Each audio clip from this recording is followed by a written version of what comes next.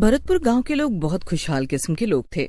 उनके गांव में ज्यादा दुकानें तो नहीं थी, लेकिन वो घर पर ही अलग अलग चीजें बनाकर खुश रह लिया करते थे। लेकिन कुछ ही दिनों में गांव में मूंग दाल की खेती बढ़ने लगी, जिसको देख लोग उत्साहित हो गए। जहाँ देख रही हूँ पूरे गांव में मूंग दाल ही नजर आ रहा है। अब इतनी मूंग दाल का हम क्या करें? कितनी दाल खाएं? दाल खा खा कर तो दिमाग खराब हो गया है। समझ ही नहीं आ रहा, ना फेंक ही सकते हैं और ना ही कुछ खरीद सकते हैं। हाँ, इस मूंग दाल को तो खा खा कर दिमाग खराब हो गया है।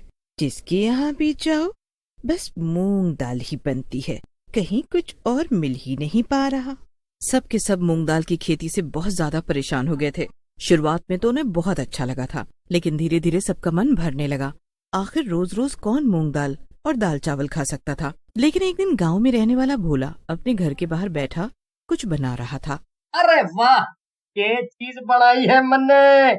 इसको खाकर तो कोई भी मूंग दाल का दीवाना फिर से हो जाएगा। अच्छा, क्या बात कर रहा है? इसका क्या बना दिया तूने मूंग दाल का, जो इतना खुश हुए जा रहा है? अरे हमने भी तो बता। अरे बावड़े, खाकर तो देख। इसका नाम के रखूं? ये रखूं? हाँ, इसका नाम रखता हूँ। देखने में यो चीले जैसा लगे है, तो आज से इसका नाम मूंग दाल का चीला। भूखन ने जब भोला का बनाया हुआ चीला खाया तो दंग रह गया। उसने सोचा, इतना अच्छा चीला, जो तो खाने में भी बहुत स्वादिष्ट है और सेहत के लिए भी अच्छा है। अब ये बात गांव में फैल गई। सबको पता चल गया चीला, वो भी मूंग दाल का। धीरे धीरे भोला गांव में प्रसिद्ध होने लगा। सब उसको मूंग दाल का मस्त चीला बनाने वालों से जानने लगे थे। हमारे हाथ का चीला खाओगे तो फिर वापस आओगे। इतना अच्छा चीला बनाऊं, कोई दिन भर खा सके है। खाकर देखो, फिर कहना। भोला की बात तो सही थी। भोला सच में इतना अच्छा चीला बनाता था कि सब उसके चीला के दीवाने हो चुके थे।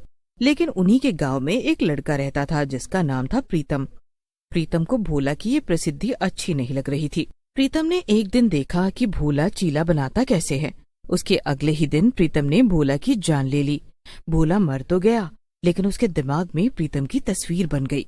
मैंने इस प्रीतम का के बिगाड़या था, जो इसने हमारी जान ले ली। अब मेरे चीले से यो प्रसिद्ध होना चाहता है। मैं भी देखता हूँ, इसका चिल्ला खाकर कौन जिंदा रहता है। प्रीतम अब भोला की जगह चीला बनाने तो लगा था, लेकिन उसका चीला किसी को पसंद ही नहीं आता था। उल्टा उस चीले को जो भी खाता उसकी तबीयत दिन पर दिन खराब होती जाती। भैया, भोला को तो पता नहीं किसने मार दिया। आपके चीले से तो बीमार हो जा रहे हैं हम। आप बहुत बेकार बनाते हो चीला। भूतिया भोला को शिल्पा की बात सुनकर सुकून मिला। एक दिन एक लड़की प्रीतम का चीला खाने बैठी ही थी। दीपा दीदी, तुम्हें भी मेरी याद नहीं आई? ये चीला सबसे पहले मैंने आपको खिलाया था, और मेरे से अच्छा ये चीला बना भी ना सकता कोई। मुझे तो प्रीतम का चीला भी अच्छा ही लगता है। भूतिया भोला को ये बात सुनकर गुस्सा आ गया, और गुस्सा आने पर भूतिया भोला ने दीपा का गला दबाकर उसको मार डाला। ऐसे ही भूतिया भोला संजू और विकी को भी जान से मार चुका था। अब जो भी चीला खाता सब मर जाते। भूतिया भोला गांव में ही भटकता रहता। ऐसे ही एक दिन शंभुनाथ अपने घर में चीला बना रहे थे। उनको एक फोन आया। फोन शहर से उसके भतीजे हेमंत का था। भूतिया भोला वहीं उनके घर पर बैठ गया और सुनने लगा। चाचा जी प्रणाम। हमारे यहाँ आप आ रहे हैं ना? आपके आने की सारी तैयारियां हो चुकी हैं। बच्चे पूनम सब बहुत खुश हैं। हाँ हाँ बेटा, हम लोग बुढ़ा हो और हम ना आए, मैं जरूर आऊंगा। मुझे भी देखना है शहर कैसा होता है। शंभुनाथ एक हलवाई थे। हलवाई होने के नाते वो इधर उधर अक्सर जाते ही रहते थे। अब उन्हें हेमंत के घर जाना था, क्योंकि हेमंत के बेटे का जन्मदिन आने वाला था। शंभुनाथ ने आज से पहले कभी मूंग दाल का चीला नहीं बनाया था। जैसे ही वो चीला लेकर बैठे, सामने भूतिया भोला आकर, अरे तुम कौन हो और मेरे घर में कहाँ से चले आए? अरे तुमसे ही पूछ रहा हूँ, कौन हो तुम और यहाँ क्यों चले आए? ये जो आप खा रहे हो ना, इस गांव में सबसे पहले मैं ही लेकर आया था, और इसको जो खाता है ना, मर जाता है। लेकिन आपको मैं मारूंगा नहीं, आप कल शहर जा रहे हो ना, मैं आपके साथ शहर जाऊंगा। शंभुनाथ ने इतना भूतिया भोला की बात पर ध्यान दिया ही नहीं और अपना चीला खाने लगे। पर जैसे ही उन्होंने चीला खाया, उनकी आंखों में जलन होने लगी। किसी तरह से वो हेमंत के घर पहुंचे। हेमंत ने उनके स्वागत में बहुत सारी चीजें बनाई हुई थी। अरे आ गए चाचा जी, हमने सारा सामान लाकर रख दिया है। और ये कौन है आपके साथ? इसको तो वो पहले कभी नहीं देखा। ये हमारा दोस्त है, खाना बनाने में मदद करेगा, इसीलिए मैं इसको ले आया। कोई दिक्कत वाली बात तो नहीं है ना बेटा? अरे नहीं चाचा जी, इसमें क्या दिक्कत वाली बात, खाना वैसे भी ज्यादा ही बनवाया है हमने। चलिए आप खाना खा लीजिए हाथ मुंह धोकर, तब तक मैं जरा अपने दोस्त को मिलाता हूँ। हेमंत विक्रम के घर जा रहा होता है विक्रम को बुलाने के लिए। तभी विक्रम ही सामने से उससे पूछ देता है, क्यों हेमंत भाई, तुम्हारे घर पर आज खाने में क्या बना है? आज मेरे घर मेरे चाचा जी आए हैं, तो हमने बहुत तरीके के पकवान बना कर रखे हैं। तुम चाहो तो तुम भी आकर इन पकवान का मजा ले सकते हो।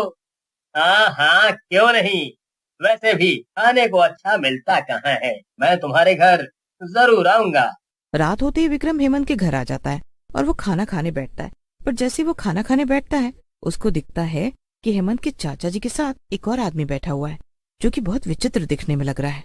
विक्रम की नजर अभी भी चाचा जी के साथ बैठे आदमी पर पड़ती है, लेकिन वो कुछ बोल नहीं पाता। वो आदमी विक्रम को लगातार घूर रहा होता है। विक्रम असहज हो जाता है और हिम्मत करके वो हेमंत से पूछ ही लेता है, यार हेमंत, ये तुम्हारे चाचा जी के साथ में कौन बैठा है? अरे ये तो चाचा जी के दोस्त है, इन्होंने ही तो चीला बनाया है, मूंग दाल का चीला। ये चीला बहुत स्वादिष्ट बनाते हैं। विक्रम को समझ नहीं आ रहा था कि वो खाना खाए या नहीं, क्योंकि वहाँ उसको कुछ अच्छा सा महसूस नहीं हो रहा था। चाचा जी ऐसे लग रहे थे जैसे किसी सदमे में डूबे हुए हैं। वो कुछ बोल भी नहीं रहे थे। अब विक्रम को और भी डर लगने लगा कि वो ऐसे चीले को खाने के लिए क्यों मजबूर कर रहे हैं। लेकिन डरते डरते उसने एक चीला तो खा ही लिया। खाकर वहां से जैसे ही निकला, विक्रम के पेट में बहुत तेज दर्द होने लगा। विक्रम ने सोचा वो हेमंत के चाचा जी से जाकर पूछेगा कि उनका दोस्त आखिर करता क्या है। विक्रम सीधा हेमंत के चाचा के पास गया। हेमंत के चाचा आंखें खोलकर सो रहे थे। विक्रम ने चाचा जी को जगाने की बहुत कोशिश की, लेकिन वो नहीं उठे। तभी चाचा जी का दोस्त कमरे में आया। क्या हुआ बेटा, और मूंग दाल का चिल्ला खाना है? क्या खाना है तो बताओ, मेरे पास बहुत सारा पड़ा हुआ है। चीला? तुम क्यों मुझे चीला खिलाने के लिए पीछे पड़े हुए हो? ये चीला खाकर मैं क्या करूंगा? क्या तुम मुझे मारना चाहते हो? लेकिन मैंने तुम्हारा क्या बिगाड़ा है? ना ना ना ना ना, किसी ने मेरा कुछ न बिगाड़ा। मैं बस मशहूर होना चाहता था अपने चीले के माध्यम से। मैं शहर में आना चाहता था। जब से मैंने सुना कि शंभुनाथ शहर आ रहा है, तो मैं उसके चिपट लिया।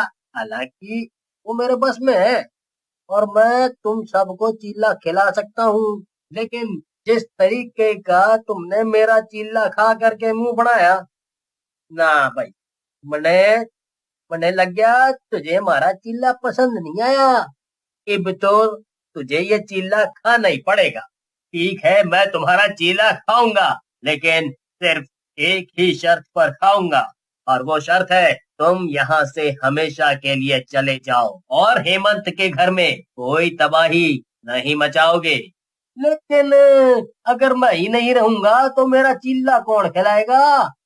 यहाँ चीला किसी को पसंद नहीं आता, तो तुम यहाँ से चले जाओ। अगर तुम चले जाओगे तो मैं खुद लोगों को बताऊंगा कि मैंने भोला का चीला खाया था। भूतिया भोला खुश हो जाता है। विक्रम उसका दिल रखने के लिए 2-3 चीले खा लेता है।